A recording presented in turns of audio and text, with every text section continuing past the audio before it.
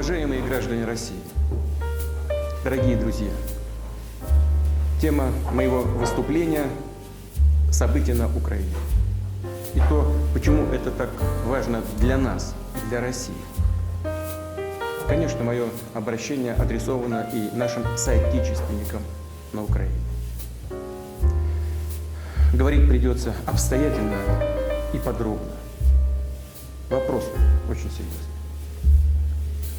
Ситуация на Донбассе вновь приобрела критический, острый характер.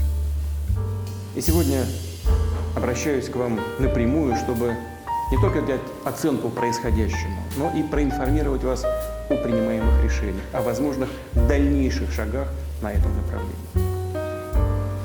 Еще раз подчеркну, что Украина для нас – это не просто соседняя страна.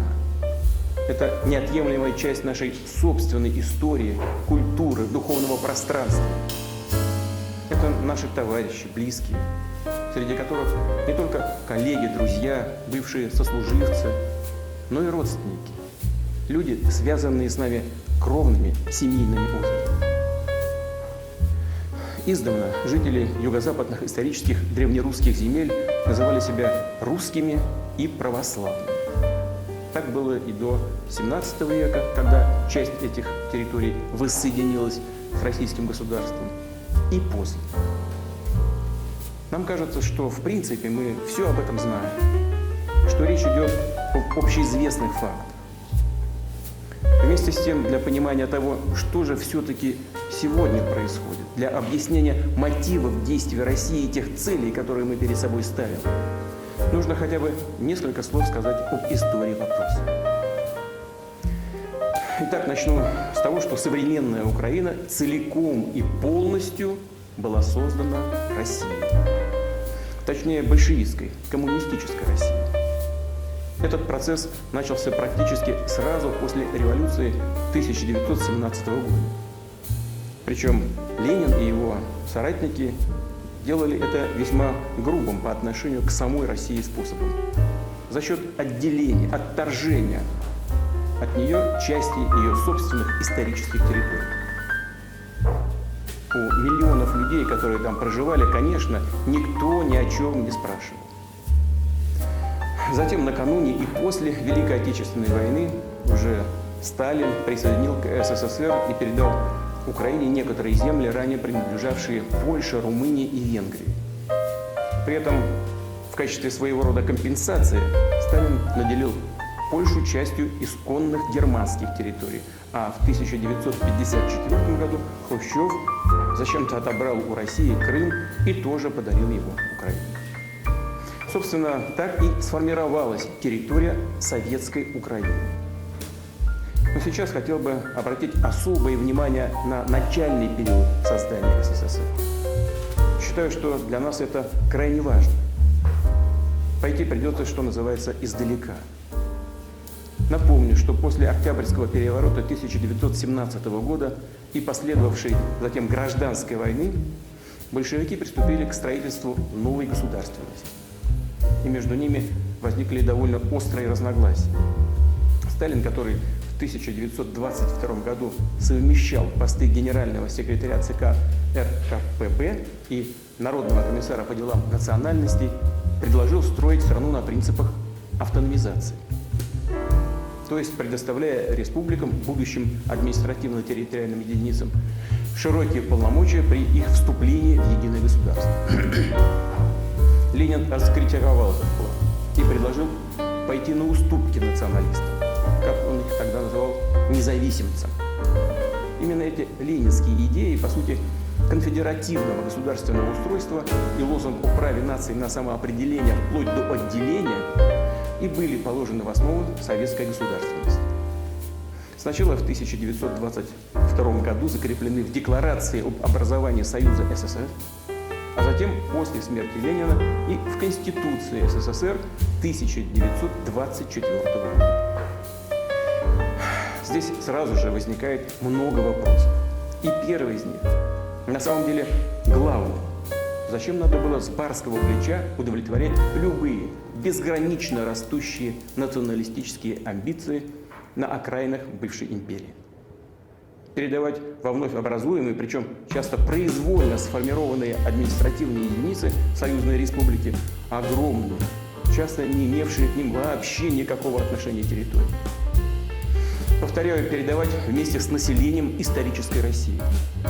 Более того, по факту этим административным единицам придали статус и форму национально-государственных образований.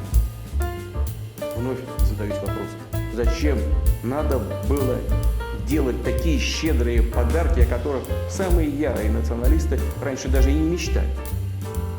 Да еще и наделять республики правом выхода из состава единого государства, без всяких условий. На первый взгляд это вообще непонятно, безумие какое-то. Но это только на первый взгляд. Объяснение есть. После революции главной задачей большевиков было любой ценой удержаться у власти. Именно любой ценой. Ради этого они шли на все.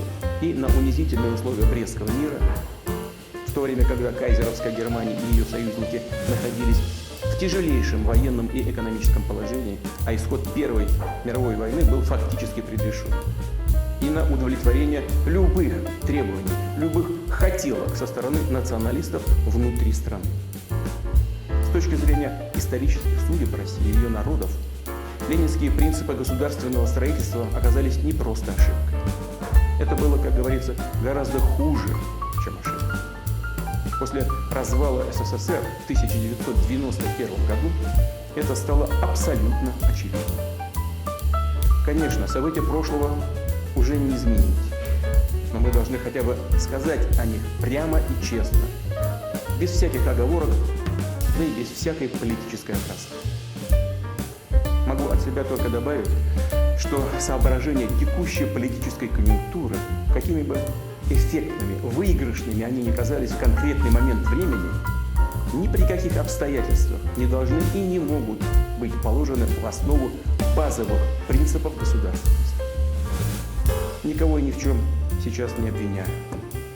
Обстановка в стране в то время и после гражданской войны, накануне, была невероятно сложной, критической. Сегодня хочу только сказать о том, что все было именно так. Это исторический факт.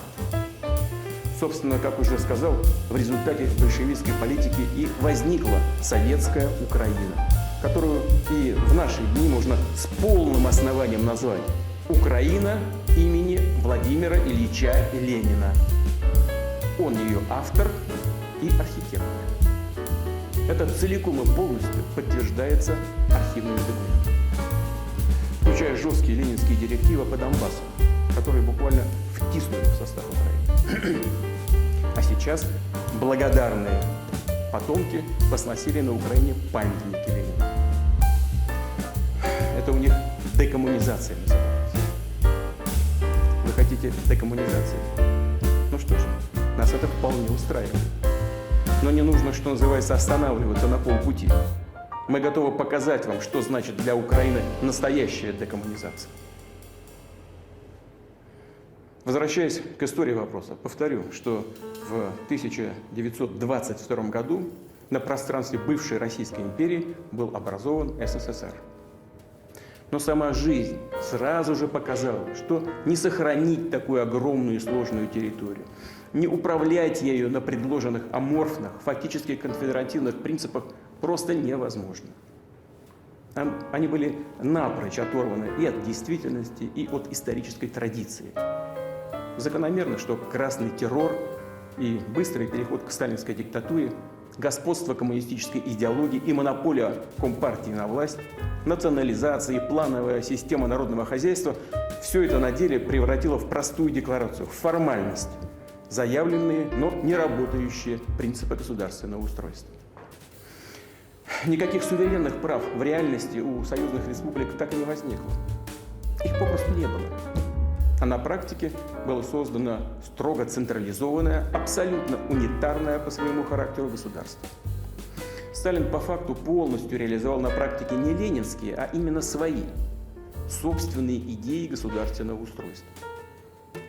Но соответствующих изменений в системообразующие документы в Конституцию страны не внес. провозглашенные ленинские принципы построения СССР формально не пересматривали. Да, судя по всему, казалось, что в этом и не было необходимости. В условиях тоталитарного режима и так все работало, а внешне выглядело красиво, привлекательно и даже сверхдемократично. И все же жаль, очень жаль, что из базовых, формально-юридических основ, на которых была построена вся наша государственность, не были своевременно вычищены одиозные, утопичные, навеянные революцией, но абсолютно разрушительные для любой нормальной страны фантазии. О будущем, как это часто бывало у нас и раньше, никто не подумал.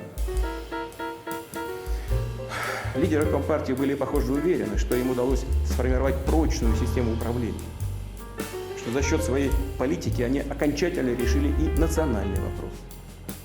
Но фальсификации, подмена понятий, манипуляция общественным сознанием и обман дорого обходятся. Бацилла националистических амбиций никуда не делась. А изначально заложенная мина, подрывающая государственный иммунитет против заразы национализма, только ждала своего часа.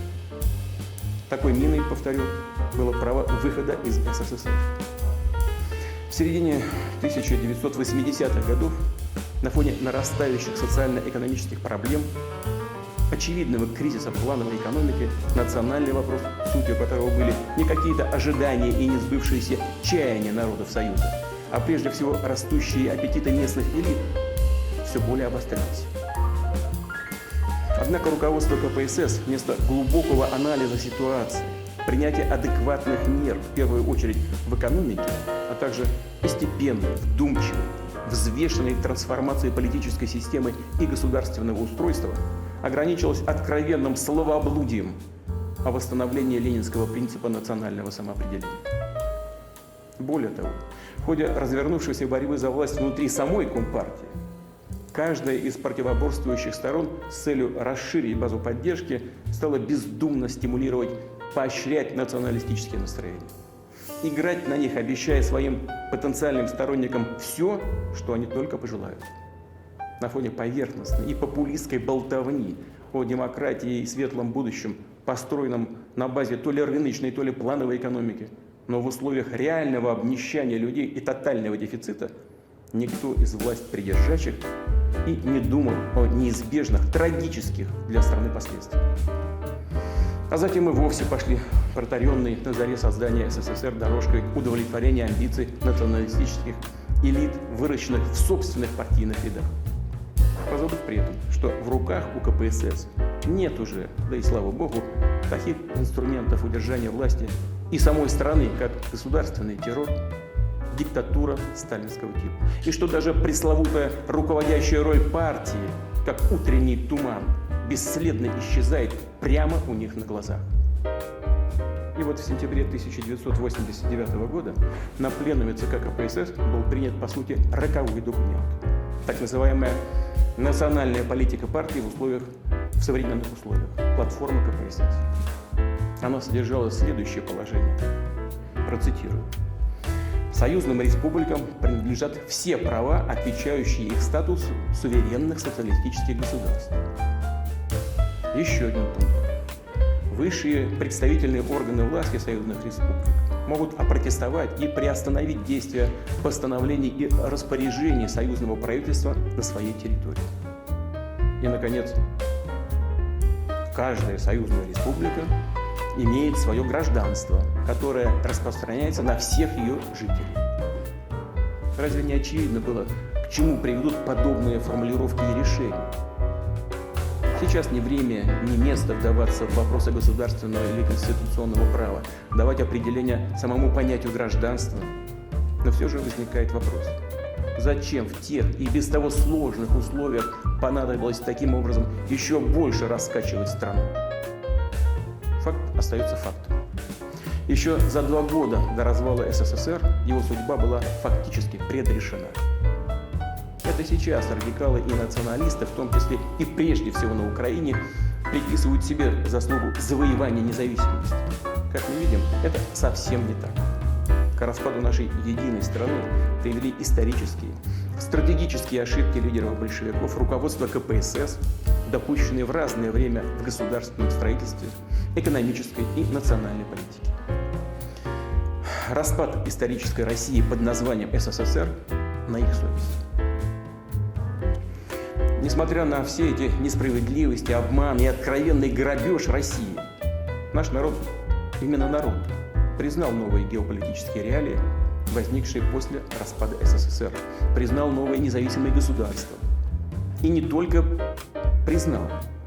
Россия сама, находясь тогда в труднейшем положении, помогала партнерам по СНГ, в том числе украинским коллегам, от которых прямо с момента провозглашения независимости стали поступать многочисленные запросы о материальной поддержке. И наша страна оказывала такую поддержку с уважением к достоинству и суверенитету Украины. По экспертным оценкам, которые подтверждаются простым подсчетом цен на наши энергоносители, объемов льготных кредитов, экономических и торговых преференций, которые Россия предоставляла Украине, общая выгода для украинского бюджета на период с 1991 по 2013 годы составила порядка 250 миллиардов долларов. Но и это далеко не все. К концу 1991 года долговые обязательства СССР перед иностранными государствами и международными фондами составляли порядка 100 миллиардов долларов. И первоначально предполагалось, что эти кредиты будут возвращаться всеми республиками бывшего СССР солидарно, пропорционально их экономическому потенциалу.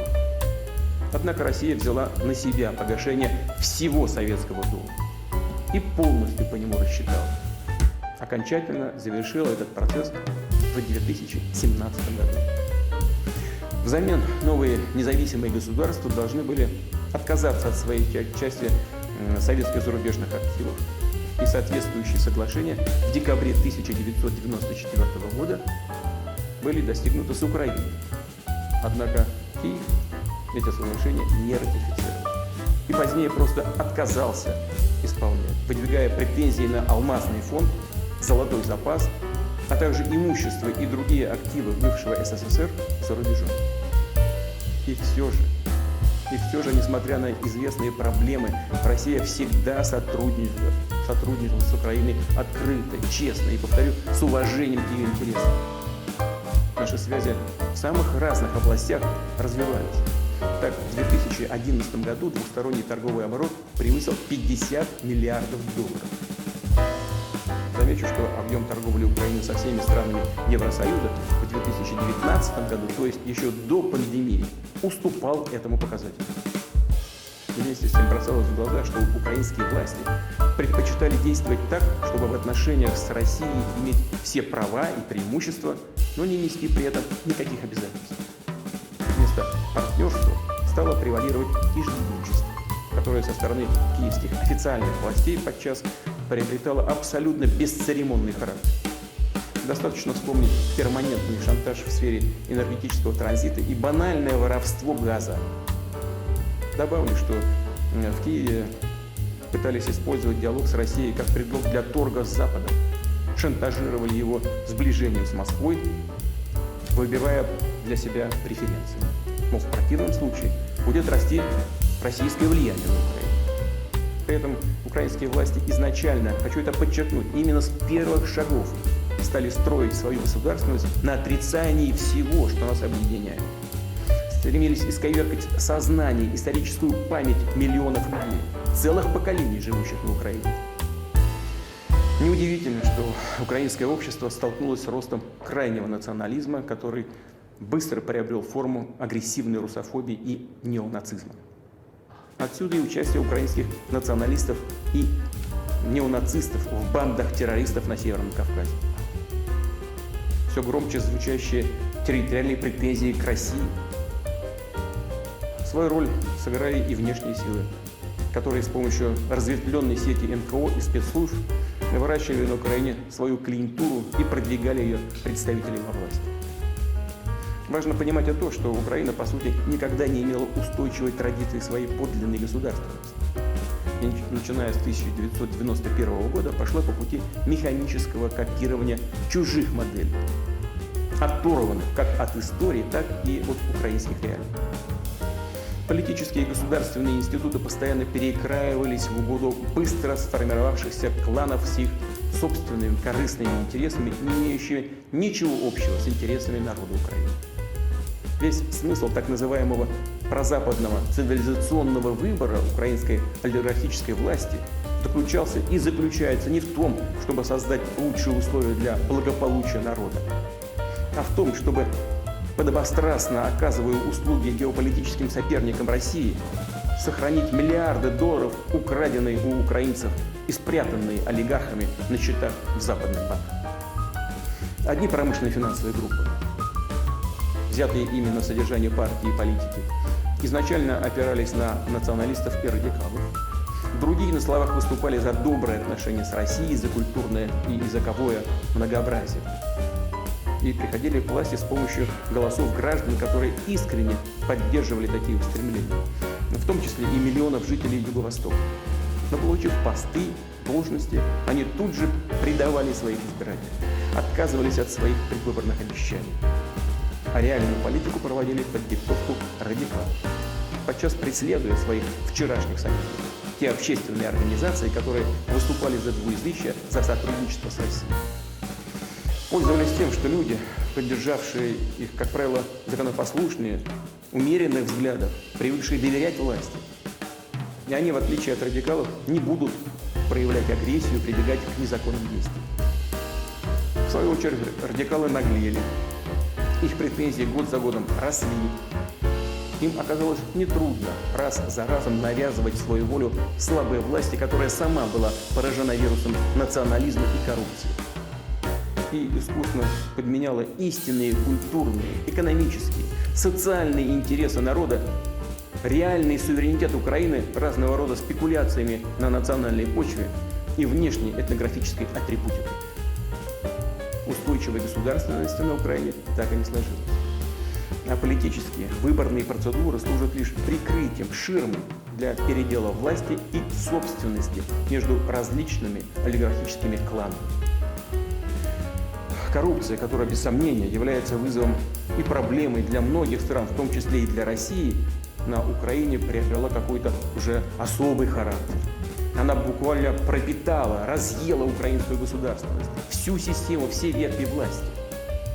Радикалы воспользовались справедливым недовольством людей, оседлали протест и в 2014 году довели Майдан до государственного переворота.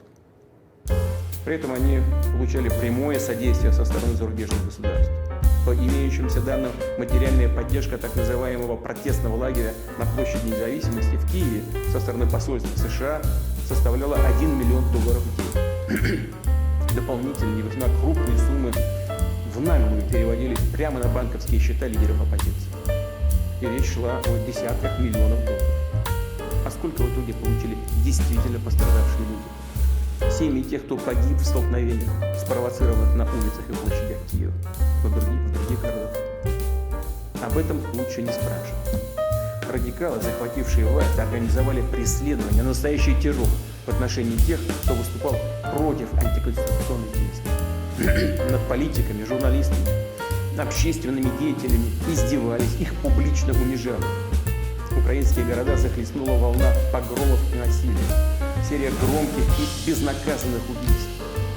Невозможно без содрогания вспоминать о страшной трагедии в Одессе, где участники мирной акции протеста были зверски убиты, заживо сожжены в Доме профсоюзов. Преступники, которые совершили это злодеяние, не наказаны. Их никто и не ищет. Но мы знаем их поименно и сделаем все для того, чтобы их покарать, найти и предать суду. Майдан не приблизил Украину к демократии и прогрессу. Совершив государственный переворот, националисты и те политические силы, которые их поддерживали, окончательно завели ситуацию в тупик. Столкнули Украину в бездну гражданской войны. Спустя 8 лет после тех событий страна расколота. Украина переживает острый социально-экономический кризис. По информации международных организаций, в 2019 году почти 6 миллионов украинцев, подчеркну, это около 15% не от трудоспособного, а именно от всего населения страны, были вынуждены уехать за границу в поисках работы.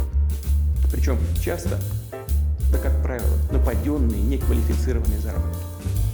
Показательным и следующий факт. С 2020 года в условиях пандемии страну покинуло свыше 60 тысяч врачей и других медработников.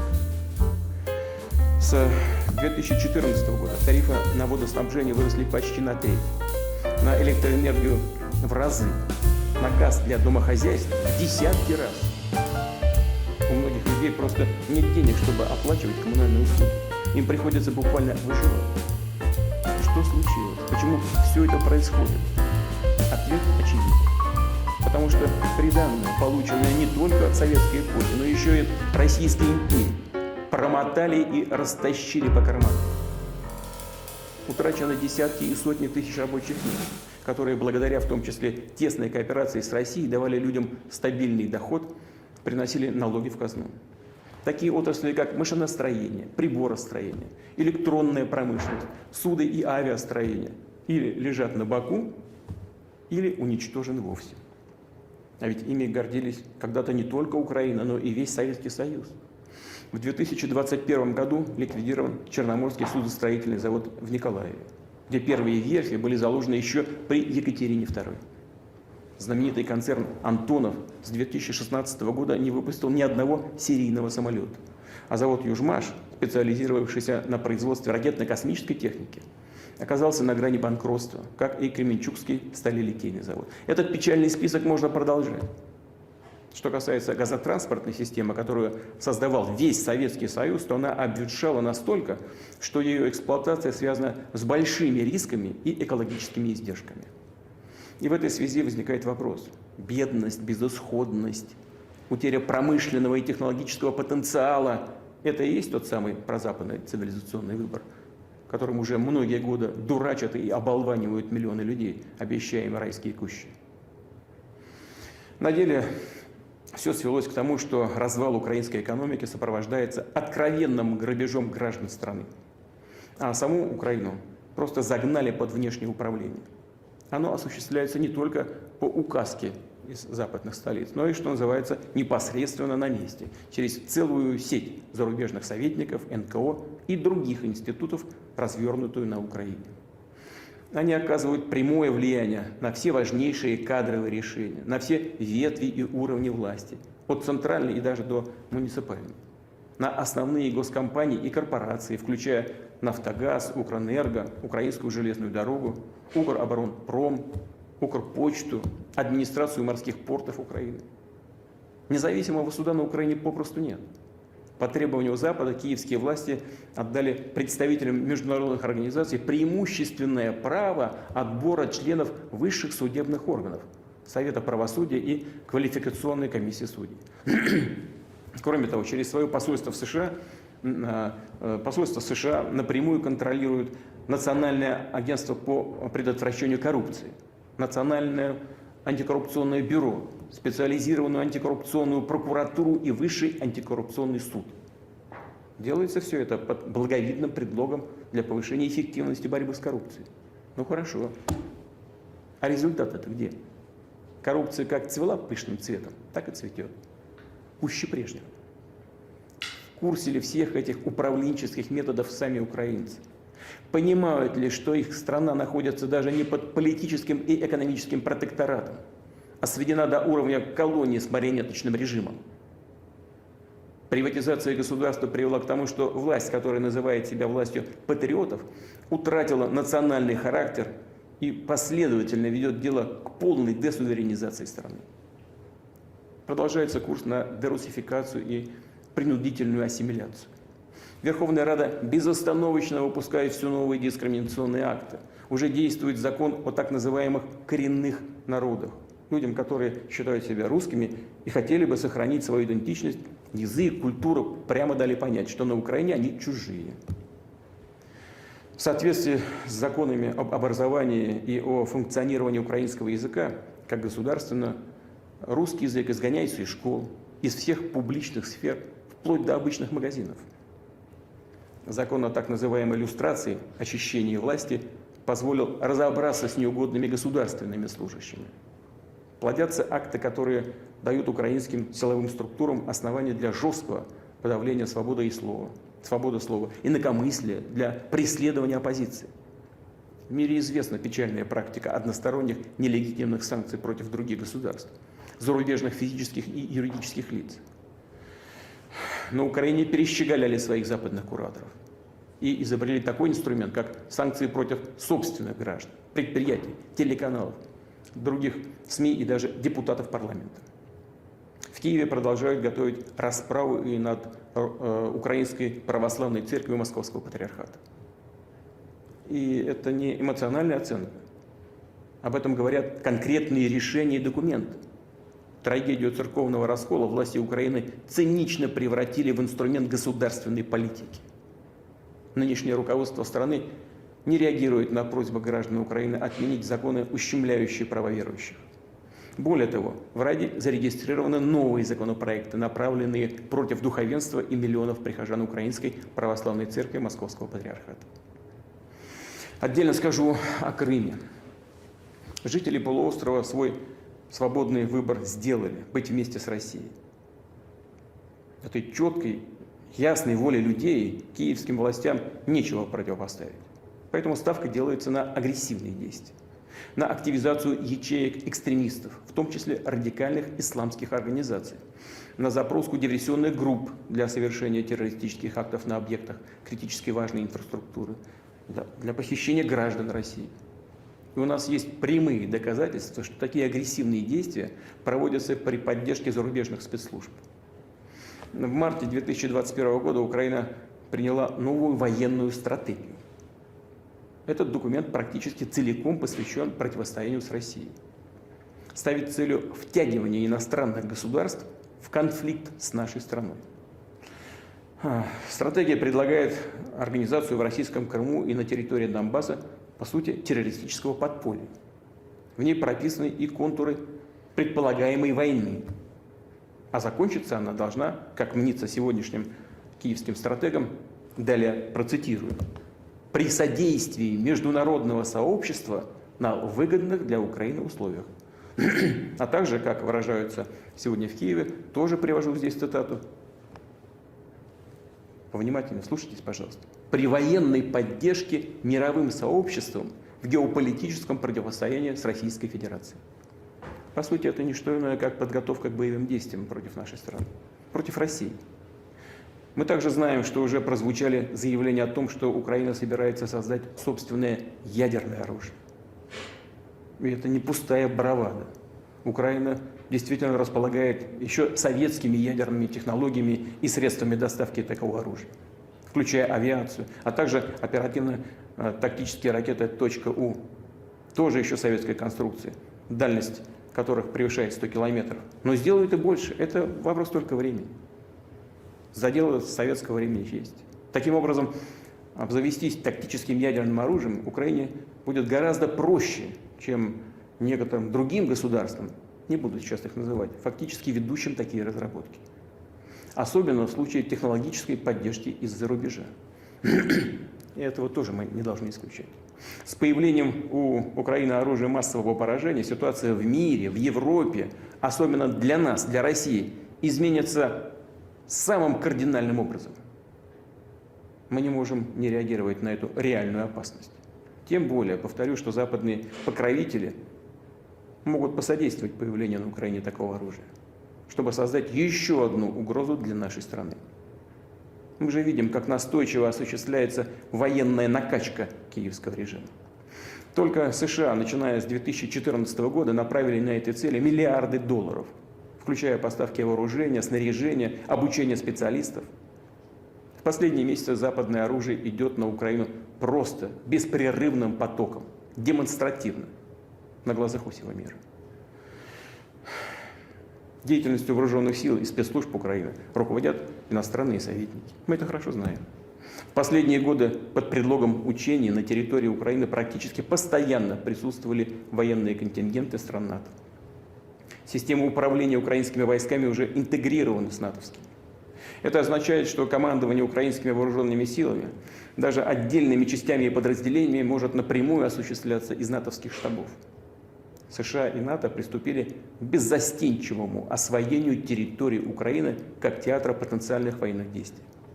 Регулярные совместные учения имеют явную антироссийскую направленность.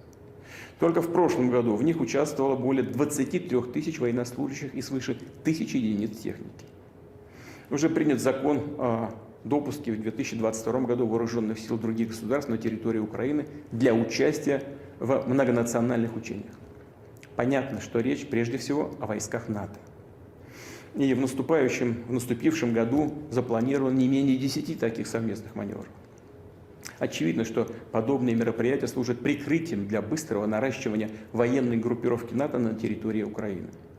Тем более, что модернизированная с помощью американцев сеть аэродромов Борисполь, Ивано-Франковск, Чугуев, Одесса и так далее способна обеспечить переброску воинских частей в кратчайшие сроки. Воздушное пространство Украины открыто для полетов стратегической и разведывательной авиации США, беспилотных летательных аппаратов, которые используются для наблюдения за территорией России. Добавлю, что построенный американцами Центр морских операций в Очакове позволяет обеспечивать действия кораблей НАТО, включая применение ими высокоточного оружия против российского Черноморского флота и нашей инфраструктуры на всем Черноморском побережье. В свое время США намеревались создать подобные объекты и в Крыму, но крымчане и севастопольцы сорвали эти планы. Мы всегда будем помнить об этом. Повторю, сегодня такой центр уже развернут в Очакове. Напомню, в XVIII веке за этот город сражались солдаты Александра Суворова. Благодаря их мужеству он вошел в состав России. Тогда же, в XVIII веке, земли Причерноморья, присоединенные к России в результате войн с Османской империей, получили название Новороссия. Сейчас эти вехи истории пытаются придать забвению. Как и имена государственных, военных деятелей Российской империи, без чьих трудов не было бы у современной Украины многих крупных городов и даже самого выхода к Черному морю. Недавно в Полтаве снесли памятник Александру Суворову. Что тут скажешь? Отказываетесь от собственного прошлого, от так называемого колониального наследия Российской империи, но тогда будьте здесь последовательны. Далее. Отмечу, что статья 17 Конституции Украины не допускает размещения на ее территории иностранных военных баз. Но оказалось, что это лишь условность, которую можно легко обойти. На Украине развернуты учебно-тренировочные миссии стран НАТО. Это, по сути, уже и есть иностранные военные базы. Просто назвали базу миссией и дело в шляпе. В Киеве давно провозгласили стратегический курс на вступление в НАТО. Да, безусловно, каждая страна имеет право выбирать собственную систему обеспечения безопасности, заключать военные союзы. И все вроде бы так, если бы не одно «но». В международных документах прямо зафиксирован принцип равной и неделимой безопасности, который, как известно, включает в себя обязательство не укреплять свою безопасность за счет безопасности других государств. Могу здесь сослаться и на Хартию европейской безопасности ОБСЕ 1999 года, принятую в Стамбуле, и на Астанинскую декларацию ОБСЕ 2010 года. Другими словами, выбор способов обеспечения безопасности не должен создавать угрозы для других государств. А вступление Украины в НАТО – это прямая угроза безопасности России. Напомню, еще в апреле 2008 года на Бухарестском саммите Североатлантического альянса США продавили решение о том, что Украина и, кстати, Грузия станут членами НАТО. Многие их европейские союзники США уже тогда прекрасно понимали все риски подобной перспективы, но были вынуждены смириться с волей старшего партнера. Американцы просто использовали их для проведения ярко выраженной антироссийской политики. Ряд государств-членов Альянса и сейчас весьма скептически относятся к появлению Украины в НАТО. При этом из некоторых европейских столиц мы получаем сигнал, мол, что вы переживаете, это не произойдет буквально завтра. Ну, собственно, и американские наши партнеры тоже об этом говорят. Хорошо, отвечаем мы, не завтра, так послезавтра. Что это меняет в исторической перспективе? По сути, ничего. Более того, нам известны позиции и слова руководства Соединенных Штатов о том, что активные боевые действия на востоке Украины не исключают возможности вступления этой страны в НАТО, если она сможет соответствовать критериям Североатлантического альянса и победить коррупцию. При этом нас раз за разом пытаются убедить в том, что НАТО – это миролюбивый и сугубо оборонительный союз. Мол, никаких угроз для России нет. Опять предлагают поверить на слово. Но реальную цену таким словам мы хорошо знаем. В 1990 году, когда обсуждался вопрос об объединении Германии, советскому руководству со стороны США было обещано, что не произойдет распространение юрисдикции или военного присутствия НАТО ни на 1 дюйм в восточном направлении. И что объединение Германии не приведет к распространению военной организации НАТО на восток. Это цитата. Наговорили, надавали устных заверений, и все оказалось пустым звуком. Позднее нас стали уверять в том, что вступление в НАТО стран Центральной и Восточной Европы лишь улучшит отношения с Москвой, избавит их, эти страны, от страхов тяжелого исторического наследия. И даже, более того, создаст пояс дружественных России государств. Все получилось с точностью да наоборот. Власти некоторых восточноевропейских стран, торгуя русофобией, принесли в альянс свои комплексы и стереотипы о российской угрозе. Настаивали на наращивании потенциалов коллективной обороны, которые должны быть развернуты прежде всего против России.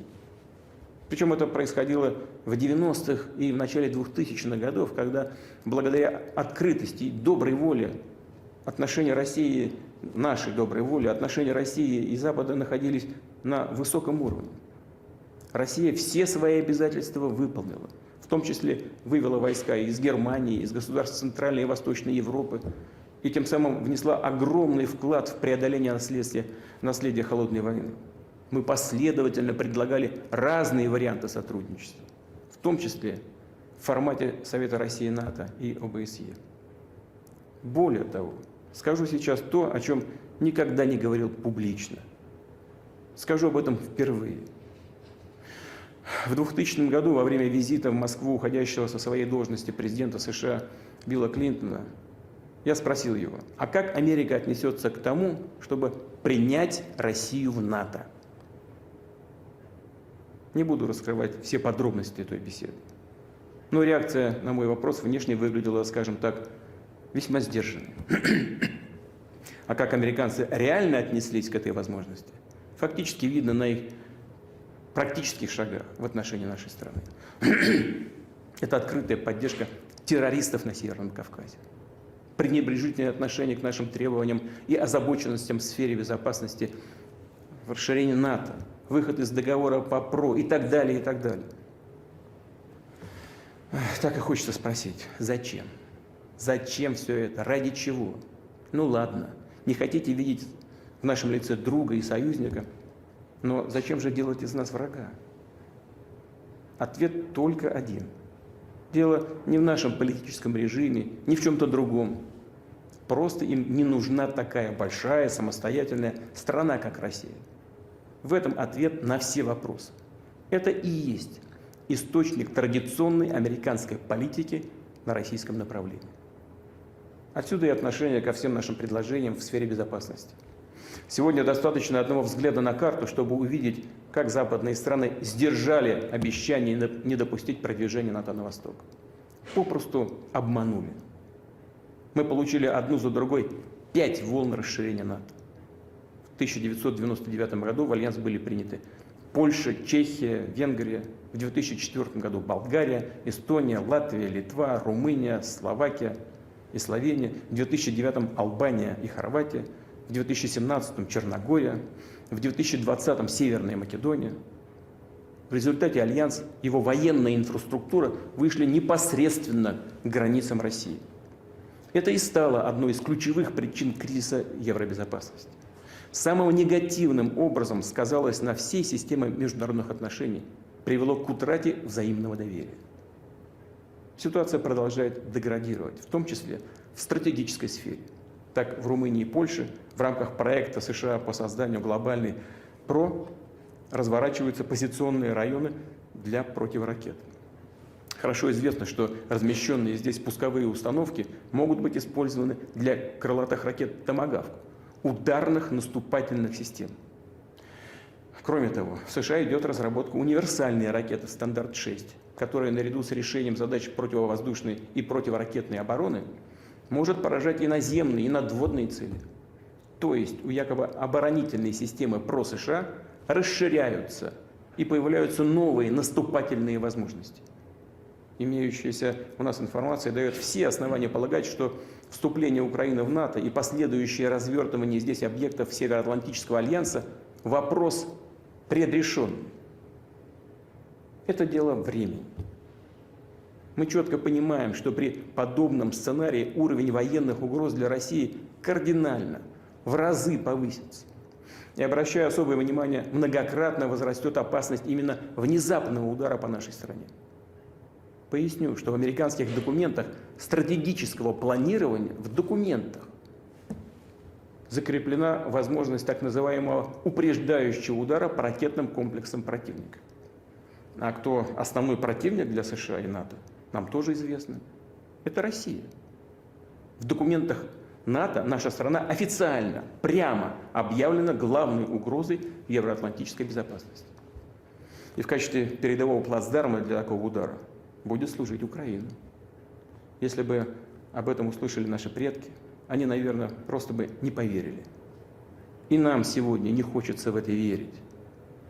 Но это так. Хочу, чтобы это поняли и в России, и на Украине.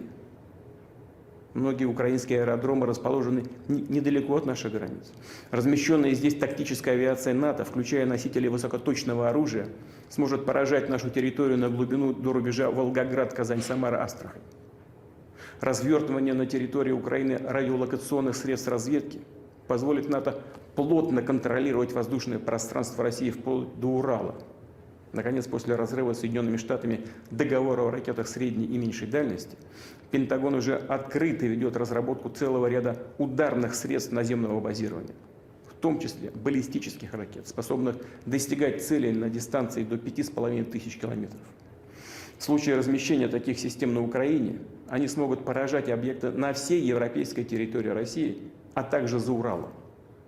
Подлетное время до Москвы крылатых ракет «Томагавк» составит менее 35 минут, баллистических ракет из района Харькова 7-8 минут, а гиперзвуковых ударных средств 4-5 минут. Это называется, это прямо нож в горло. И они, не сомневаюсь, рассчитывают реализовать эти планы. Так же, как неоднократно делали в прошлые годы, расширяя НАТО на восток, продвигая военную инфраструктуру и технику к российским границам, полностью игнорируя наши озабоченности, протесты и предупреждения. Извините, просто плевали на них и делали все, что хотели, что считали нужным. И, конечно, предполагают также вести себя и дальше, по известной поговорке: собака лает, а караван идет. Скажу сразу, мы на это не соглашались и никогда не согласимся. При этом Россия всегда выступала и выступает за то, чтобы самые сложные проблемы решать политико-дипломатическими методами, за столом переговоров. Мы хорошо понимаем нашу колоссальную ответственность за региональную и глобальную стабильность. Еще в 2008 году Россия выдвинула инициативу о заключении договора о европейской безопасности. Смысл его состоял в том, чтобы ни одно государство и ни одна международная организация в Евроатлантике не могли бы укреплять свою безопасность за счет безопасности других. Однако наше предложение было с порога отвергнуто. Нельзя, дескать, позволить России ограничивать деятельность НАТО. Более того, нам прямо заявили, что юридически обязывающие гарантии безопасности могут иметь только члены Североатлантического альянса. В декабре прошлого года мы передали западным партнерам проект договора между Российской Федерацией и Соединенными Штатами Америки о гарантиях безопасности, а также проект соглашения о мерах обеспечения безопасности Российской Федерации и государств-членов НАТО. В ответ от США и НАТО было много общих слов, содержались и рациональные зерна. Но все это касалось второстепенных моментов. И выглядело как попытка замотать вопрос, увести дискуссию в сторону. Мы на это соответствующим образом отреагировали. Подчеркнули, что готовы идти по пути переговоров. Однако при условии, что все вопросы будут рассматриваться в комплексе, пакетом, без отрыва от основных базовых российских предложений. Они содержат 3 ключевых пункта. Первое – это недопущение дальнейшего расширения НАТО. Второе – отказ от размещения альянсом ударных систем вооружений на российских границах.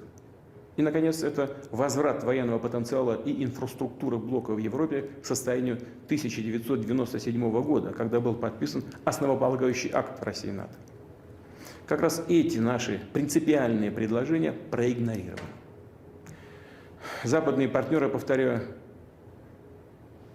еще раз озвучили заученные формулировки о том, что каждое государство имеет право свободно выбирать способы обеспечения своей безопасности и вступать в любые военные союзы и альянсы.